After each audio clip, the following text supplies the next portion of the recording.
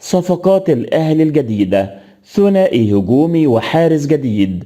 صفقات الأهلي الجديدة التي أبرمها مجلس الإدارة الحمراء خلال فترة الانتقالات الشتوية الجارية لدعم الفريق الأول لكرة القدم بالنادي لاستكمال الموسم الجاري والمنافسة على كل البطولات التي يشارك فيها. وأولى صفقات الأهلي الجديدة كانت في فترة الانتقالات الشتوية الجارية كانت المهاجم الفلسطيني وسام أبو علي الذي جرى التعاقد معه قادما من فريق سيريس السويدي لتدعيم الخط الأمامي. وانتظم أبو علي في تدريبات الفريق وظهر في المباراتين الوديتين اللتان خاضهما الأهلي بمعسكر الإمارات أمام الأخدود السعودي وحتى الإماراتي. والصفقة الثانية هي عمر كمال عبد الواحد لاعب فريق مودرن فيوتشر، إذ وقع اللاعب بشكل رسمي لكنه لم يشارك في التدريبات حتى الآن بسبب ارتباطه مع المنتخب في بطولة الكان اللي ودعناها. وينتظر أن يشارك عمر كمال في تدريبات الأهلي خلال الأيام المقبلة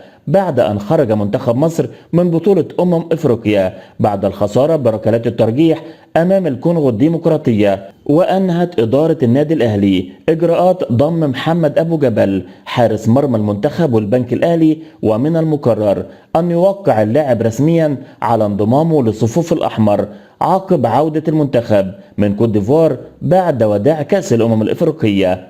في نهاية الفيديو لو قدم لكم معلومة جديدة ما تبخلوش علينا بلايك.